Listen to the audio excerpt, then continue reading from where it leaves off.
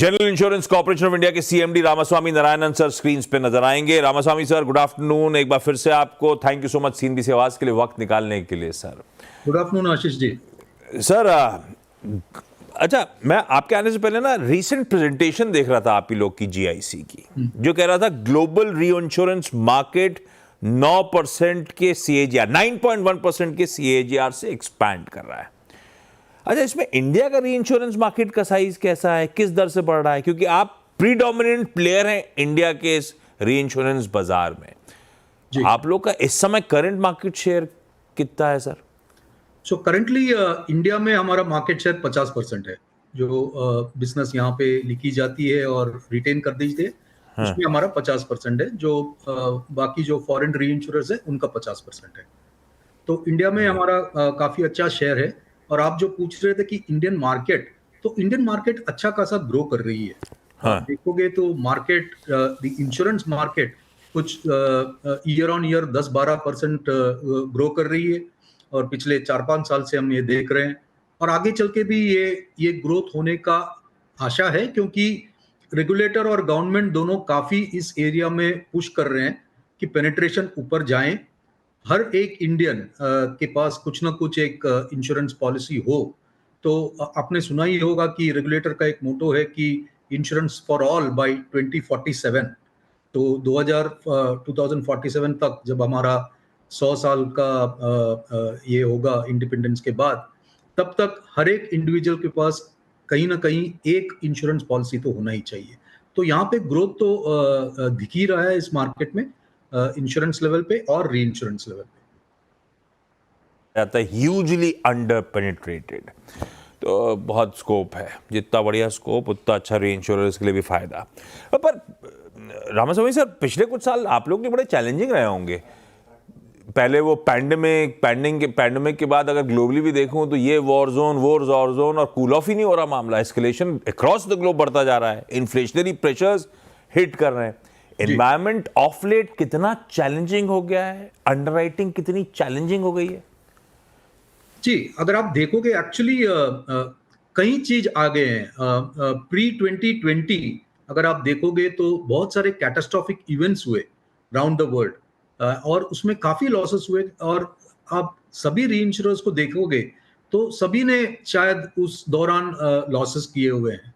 और उसके बाद कोविड आ गया 2020 में, उससे जूझ कर जब भी बाहर निकले तो फिर जियोपॉलिटिकल टेंशंस आ गए। आपका यूक्रेन रशिया वॉर हो गया, फिर अभी इजराइल और एशिया में जो तनाव है वो भी आ गए हैं। तो ये सब प्रॉब्लम्स है री इंश्योरेंस के लिए। बट पॉजिटिव ये है कि जब द कैटास्ट्रोफिक लॉसेस हुए और लॉसेस सभी री इंश्योरेंस ने ली, तो काफी प्राइसिंग में जोर लगाया गया। तो लास्ट 2 साल से प्राइसिंग काफी अच्छी रही है मार्केट्स में। तो इसलिए थोड़ा बहुत प्रॉफिट दिखाई भी दे रहा है और मार्केट्स अच्छी कर रही है। प्राइसिंग मतलब री इंश्योरेंस के प्रीमियम्स ऑफ लेट बढ़ रहे हैं क्या? जी जी जी जी। तो फिर ये अभी मेरे ख्याल से अप्रैल के आसपास आप लोग का रिव्यू भी आता है ना, तो और प्रीमियम से मान के चलूं बढ़ेंगे इस एनवायरनमेंट में। हाँ, तो हमने क्या किया है कि जीआईसी का अगर आप देखोगे, जैसे आपने कहा था, हम तो प्रीडोमिनेंटली इंडिया में बड़ी शेयर्स देखते हैं। Yes yes. फॉरेन में हमारा ग्रोथ स्टार्ट हो गया है। तो हम इस साल तो बेसिकली आप री इंश्योरेंस देखोगे तो चंक्स में ग्रो होता है। तो 1 अप्रैल इंडिया के लिए रिन्यूअल है, 1 जैन वर्ल्ड ओवर काफी बड़ा रिन्यूअल सीजन है। काफी कंट्रीज 1 जैन में रिन्यू करती है बिजनेस। तो हमने इस 1 जैन रिन्यूअल में काफी लिखा है। हमारा ग्रोथ कुछ 15% हुआ है कंपेयर टू लास्ट ईयर। तो बिजनेस तो लिख रहे हैं और उम्मीद है कि आगे चल के उसमें प्रॉफिट्स अच्छी खासी दिखाई देगी। तो अगले साल से शायद इंटरनेशनल बिजनेस भी हमारा ग्रो हो जाएगा। हाँ, मैं जानना ही चाहता था कि इंटरनेशनल साइड में आपकी बुक शेप अप कैसी हो रही है। बीच में तो आप लोग को वो क्रेडिट रेटिंग एजेंसी का बढ़िया अपग्रेड भी मिला है। जी जी। किस हद तक वो मदद करेगा आपको उस अपग्रेड? मेरे ख्याल से क्वालिटी बिजनेस सिक्योर करने में, मेरे ख्याल से उसको राइट करने में। जी, बहुत बहुत। इनफैक्ट री इंश्योरेंस बिजनेस आप देखोगे तो क्रेडिट रेटिंग का बहुत बड़ा उधर मायना है। क्योंकि उसके बगैर तो बिजनेस लिखना मुश्किल हो जाता है। रेगुलेटर्स ने around the world minimum rating requirements रखी हुई हैं। तो क्रेडिट रेटिंग अपग्रेड जो हमको मिला है अक्टूबर में, वो हमारे लिए काफी बेहतरीन हो गया हो और हमारे लिए बहुत ज्यादा फायदा होगा उससे। और इसलिए अगर 1 जन अगर आप देखोगे इस क्रेडिट रेटिंग के जो अपग्रेड हुआ है उसके बेसिस पे हमको ज्यादा बिजनेस दिखाई दी, अच्छी खासी गुड बिजनेसेस दिखाई दी, और उसमें से हमने 15% ग्रोथ भी की। H1 में पहली छमाही में ग्रॉस प्रीमियम्स हमारे थे 20,820 करोड़ के। ये आपके वो प्रेजेंटेशन में मैं देख रहा था। जी साल दर साल छमाही टू छमाही कंपेयर करूं तो 0.6% साल दर साल का जंप था। पूरे साल FY25 के लिए क्या पेंसिल करके चल रहे हो सर आप? यही Around- ग्रोथ को एक्सट्रपोलेट कर लूं 5-6% को, या सेकंड हाफ ज्यादा बेहतर होता है? थोड़ा बेहतर होगा। हम तो प्लान कर रहे हैं 10% ग्रोथ का, तो 37,000 करोड़ लास्ट ईयर हमने खत्म किया था, तो तो 41। इस साल 41,000 के आसपास होना चाहिए। ये हिस्टोरिकली ऐसे ही होता है क्या कि सेकंड छमाही आप लोग के लिए ज्यादा बेहतर होती है वनस्पत पहली छमाही के, या इस बार कुछ अलग होने वाला है? नॉर्मली वैसे होता है, क्योंकि फाइनल स्पेशली फाइनल जो क्वार्टर है, अब तो हम तीसरे क्वार्टर का रिजल्ट्स फरवरी में करेंगे, लेकिन जो फाइनल क्वार्टर है उसमें नॉर्मली हमारा बिजनेस भी ऊपर जाता है और प्रॉफिटेबिलिटी भी दिखता है, क्योंकि फाइनल क्वार्टर अगर आप देखोगे world over, India plus rest of the world, कोई कैटास्ट्रॉफी होती नहीं है। It's suppose to be a very safe quarter. तो बाकी री इंश्योरेंस के लिए वो उनका फर्स्ट क्वार्टर होता है, लेकिन हमारे लिए हमारा फोर्थ क्वार्टर होता है। तो इसलिए फोर्थ क्वार्टर में नॉर्मली प्रॉफिटेबिलिटी बेटर होती है, कंबाइंड रेशियो बेटर होती है। हिस्ट्री करती थी वैसे ही इस बार भी हो भैया, कोई दिक्कत ना है। वैसे भी बिजनेस के लिहाज से वैसे भी, और हम लोग के लिए भी इंपॉर्टेंट है। आपने कंबाइंड रेशियोज की बात छेड़ दी, मैं उसी पे आता हूं। आपकी फाइनेंशियल हेल्थ प्रॉफिटेबिलिटी के लिए वो उसकी मैपिंग बड़ी इंपॉर्टेंट। FY24 में कंबाइंड रेशियो मेरे ख्याल से 111.8 पे खड़ा हुआ था। एक कमेंट बीच में आया था कि अगले 3 से 5 सालों में कंबाइंड रेशियो हम चाहते हैं क्लोजर टू 100% लाना। जी हम भी वो देखना चाहते हैं सर। जरूर। हम कैसे वो अचीव कर रहे होंगे, और आप स्टिक कर रहे हो क्या? We are sitting in FY25, FY28 तक ये 100 और उससे बेहतर आंकड़ा नजर आएगा, ऐसा मानूं क्या? हाँ, मेरे ख्याल से शॉर्ट टू मीडियम टर्म जो हम बोलते हैं कि we will be coming closer to 100, यानी कि 103 104 के लेवल्स में आ जाएंगे, और उसके बाद जो बिजनेस लिखेंगे उसके बेसिस में वो 100 के आसपास भी आ सकता है। तो हम अभी भी मेंटेन कर रहे हैं।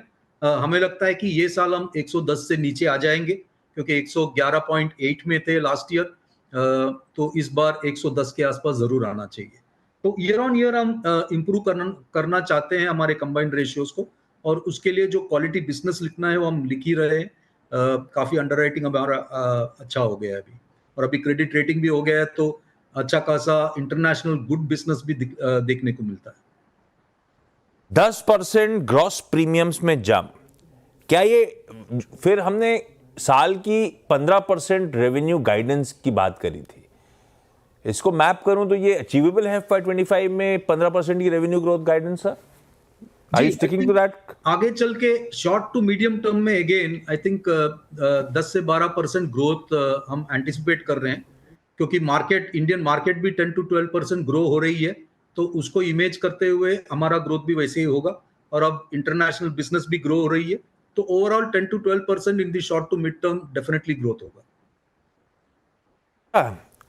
बीच में सरकार का OFS आया जी 85.78% वाला स्टेक रिड्यूस होके 82.4 आ गया है जी अभी भी जो रेगुलेटर की मिनिमम रिक्वायरमेंट्स है उससे हम वे फार हैं। जी।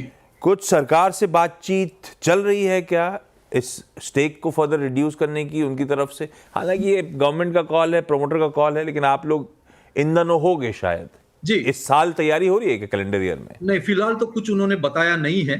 जब भी हम लास्ट ईयर उनके साथ डिस्कशन में थे और जब ये OFS आई, तो इनिशियली थॉट यही था कि 75 तक ले आएंगे तब, लेकिन तब गवर्नमेंट ने डिसाइड किया कि पूरे से हम डाइल्यूट नहीं करेंगे, थोड़ा सा OFS करके बाकी का रखेंगे।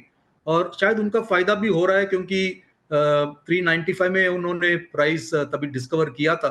अब आप देखोगे तो आफ्टर दैट प्राइस काफी इंप्रूव हो गई है GIC की, और काफी इंटरेस्ट है। जब ये हम लोगों से बात करते हैं स्टॉक के ऊपर, काफी इंटरेस्ट देख रहे हैं, क्योंकि हमारा परफॉर्मेंस भी है और अब ग्रोथ भी हो रही है। तो वो हिसाब से आई थिंक उन्होंने बरोबर डिसीजन लिया उसमें। आगे चल के ऑफ कोर्स डाइल्यूट तो करेंगे, अभी इस साल होगा कि अगले साल होगा ये तो अभी फिलहाल तो कोई डिस्कशन उनके साथ हुई नहीं है इस बात पे। मैं चाहता था कि बजट से एक्सपेक्टेशंस पे बातचीत करूं, लेकिन जो आएगा उस पर बातचीत करना ज़्यादा बेहतर है। तब जी। सर के रिजल्ट्स भी आ चुके होंगे, बजट में क्लैरिटी भी आ रही होगी कि क्या एटीसी जीएसटी रिफॉर्म्स वगैरह कुछ आ रहे हैं नहीं आ रहे हैं जी। इंश्योरेंस एज अ स्पेस के लिए, तब सर से उस पर बातचीत। लेकिन Ramaswamy sir, thank you so much जुड़ने के लिए और बढ़िया आउटलुक शेयर करने के लिए।